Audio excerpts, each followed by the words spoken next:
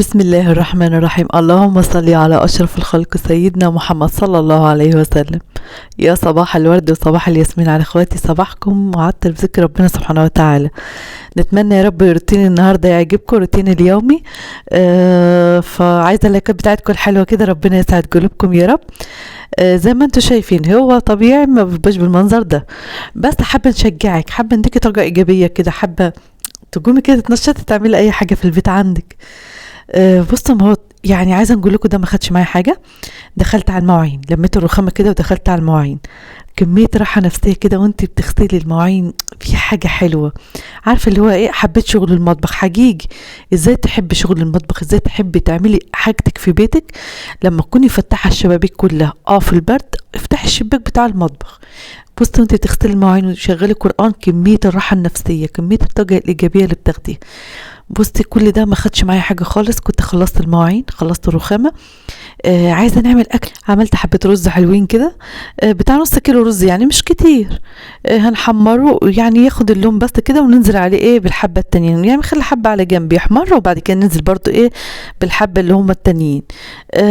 حاطة ملح، وهنحط مية. كان عندي لما بنجيب فراخ بناخد نص الفرخة، بناخد الصدر اللي هو بيبقى كله ايه، عشان الصدر بيبقى كله لحمة، فمقطعه بانيه في البيت عندي. بصوا كده وجبة عملتها، عايزة نقول لكم بتاع لا ازيد من نص كيلو بكتير. يعني انت لو هتجيبيه من بره هيكلفك مثلا بتاع 100 جنيه 90 جنيه. عملت وجبة حلوة خالص. دي يعتبر كده نص فرخة اللي هو الصدر الفوجاني، وخدت الأجنحة، خدت الكبد. هنعمل منه أحلى بانيه، بس الوقت هنعمل على الجد. يعني ايه؟ هنتبل الحبة اللي هنعمل يعني على قد ما هنعمل. حطيت بيضة واحدة، ايوه بيضة واحدة، لان مش هنعمل كتير. هناخد بس منه كام حتة كده وهنشيل الباقي. بهارات فراخ، ملح، كمون، بابريكا، كل ده مع بعضه. ونجي نازله بكام حته بانيه حلوين على حسب الاكل اللي هناكله، يعني على حسب اللي ده يعتبر وجبه، لكن هنشتريها من بره لعيالي. بص بقى تضحك عليهم في البيت كده، الاكل بتاع البيت صحي. انا جايبه لكم وجبه من بره يعني الاطفال اللي بيبقوا عايزين مثلا ايه، يا ماما هاتلنا من بره. اخترع في البيت عندك حاجه البيت، بتبقى والله نعمه من عند ربنا، احسن من حاجه بره بكتير. بص هناخد كام حته كده وهنجلي بطاطس. كنت عملت الرز على حسب زي ما بقول لكم وجبه صغيره كده يعني. تمام، عشان يعني بنعمل على الجد، عشان يعني ما فيش حاجه تترمي. وفي نفس الوقت ده انا جايبه لكم وجبه من بره، هي كدبه بيضه يعني.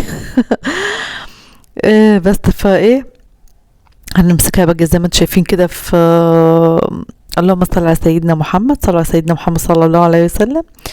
حطيتها في بوكسومات. تمام، هنجلي برضو كام بطاطسية حلوين كده. بصوا هو اختراع، يعني انتي حاجتك في بيتك بتبقى فعلا الاكل البيت بيبقى صحي خلافا من بره خالص، وتوفري بقى. ممكن صدر فرخه تعملي منه زي ما عملتي كده، تعمليه على كام وجبه.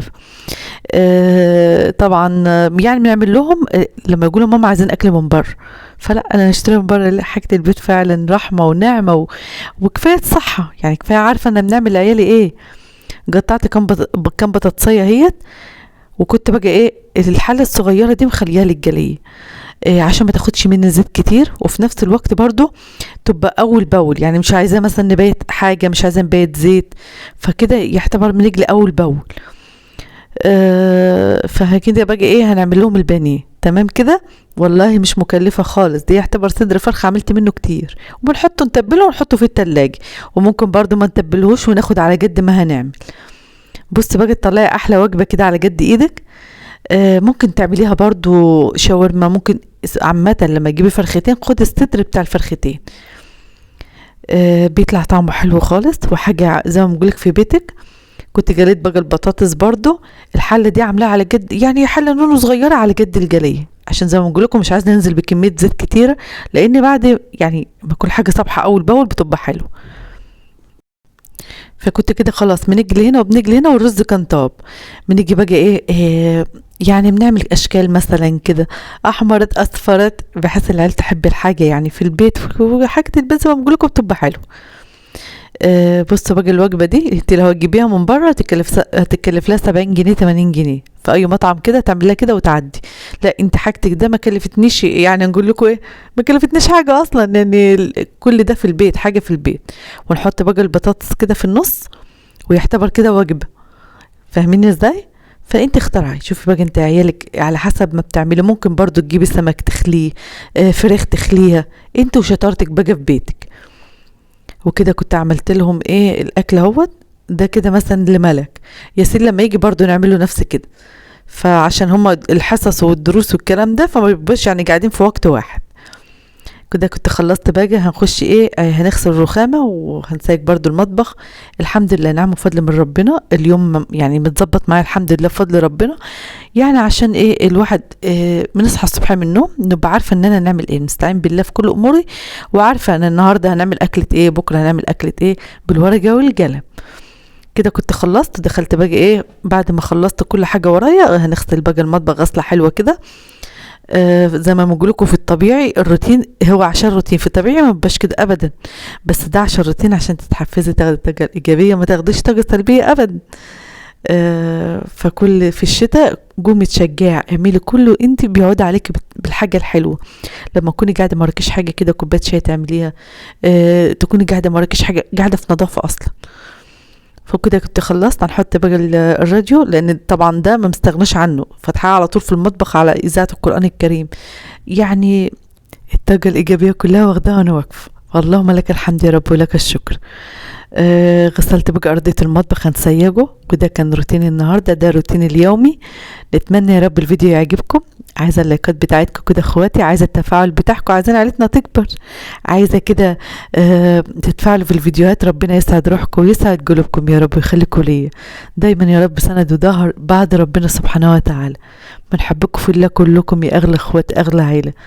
وده كان فيديو النهارده، واي اخت ما قلتش اسمها في الدعاء تكتب لي في الكومنتات وانا تحت امركم.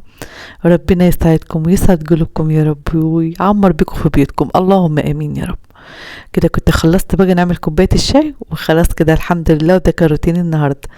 يا رب كده تكوني خدتي الطاقه الايجابيه، تكوني خدتي كده حاجه في الفيديو كده تخليكي تقومي تتنشطي. يلا كده الدعاء.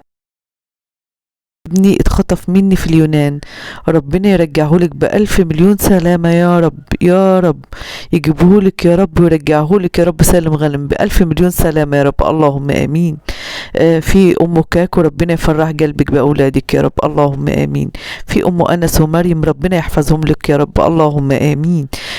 في سارة من الجزائر ربنا يسعد روحك يا سارة، أولادها بيمتحنوا ربنا معاهم بإذن الله، أولادك وأولادنا وأولاد المسلمين يا رب، ويفرحك بفرحهم يا سارة، اللهم آمين يا رب. في دينا من مصر ربنا يوعدك بابن الحلال يهنيك ورايح بالك يا دينا، اللهم آمين يا رب. في فلة من الجزائر ربنا يسعدك يا فلة ويرزقك بالزوج الصالح يا رب انت ودينا، اللهم آمين يا رب. في أم علي من الجزائر ربنا يفرحك بفرح أولادك يا أم علي ويهنيك ويسعدك، اللهم آمين يا رب. في أم عمار من سوريا ربنا يبارك لك في أولادك يا رب ويحفظهم لك يا أم عمار يا رب ويفرحك بفرحهم يا رب، اللهم آمين. في برضو أختي تانية من العراق ربنا يفرحك ويسعد قلبك يا رب، اللهم آمين. في أخت من فلسطين ربنا يفرحك ويهنيك ويسعدك ويشفيك يا رب، اللهم آمين. أختي من فلسطين. في فاطمة ربنا يسعد روحك يا فاطمة يا رب، اللهم آمين. أم شاهدة من مصر ربنا يشفيك يا مشاهد ويقومك لأولادك بألف مليون سلامة، اللهم آمين يا رب. في أم حمادة من سوهاج ربنا يشفي لك ابنك يا رب ويفرحك بحمادة وبإخواته، اللهم آمين يا رب، ويشفي لك يوسف يا رب، اللهم آمين. في برضه أم أحمد من السعودية ربنا يفرحك بفرح أولادك يا رب، اللهم آمين. أم راشد من الإمارات ربنا يفرحك براشد وبإخواته يا رب، اللهم آمين. أم هنا من مصر ربنا يفرحك بهنا يا رب، اللهم آمين يا رب العالمين. إخواتي أهل الجزائر أم إدريس ربنا يفرحك بإدريس وبإخواته يا رب، اللهم آمين. أم صلاح من المغرب ربنا يفرحك بصلاحه بإخواته يا رب، اللهم آمين يا رب العالمين. أختي أم محمد من البحرين ربنا يفرحك بأولادك يا أم محمد ويهنيك ويسعدك يا رب، اللهم آمين. شيخة من الكويت ربنا يسعد روحك يا شيخة، اللهم آمين يا رب العالمين. في سحر من المنيا، ربنا يسعدك يا سحر ويبارك لك في جوزك وفي اولادك يا رب، اللهم امين.